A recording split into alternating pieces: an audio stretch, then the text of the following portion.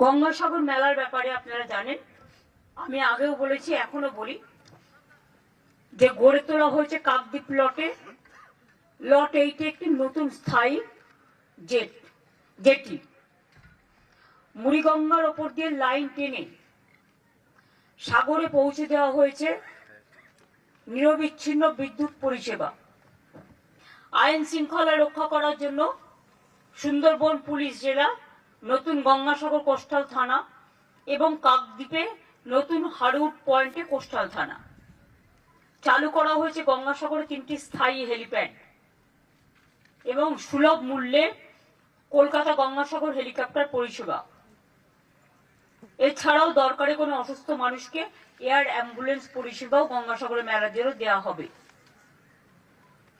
গড়ে তোলা হয়েছে কচুবেড়িয়া ও কাকদ্বীপের লট 8-এ দুটো ওয়েলকাম গেট।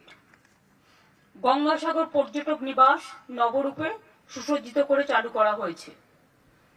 মুড়িগঙ্গায় ড্রেজিং করে গঙ্গার গভীরতা বাড়ানো হয়েছে, ফলে 20 ঘন্টা পর্যন্ত,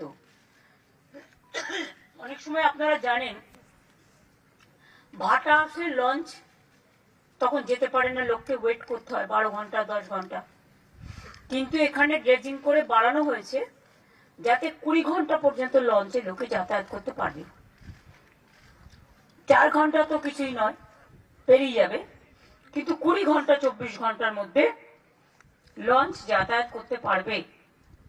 তাছাড়াও এবারে মেলায় পুণ্যার্থীদের জন্য 2250টি সরকারি বাস,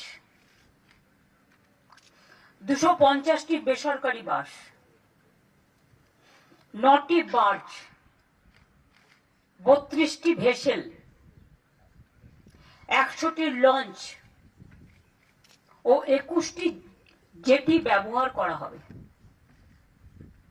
সব বিকেলে বার্জ ভেসেল লঞ্চে জিপিএস ট্র্যাকিং এবং স্যাটেলাইট ট্র্যাকিং এর ব্যবস্থা থাকবে।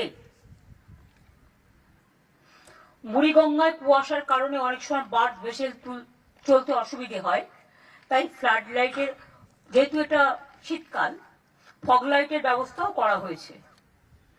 বিদ্যুতের যে টাওয়ারগুলো আছে সেগুলোকেও ইলুমিনেট করে দেওয়া হয়েছে।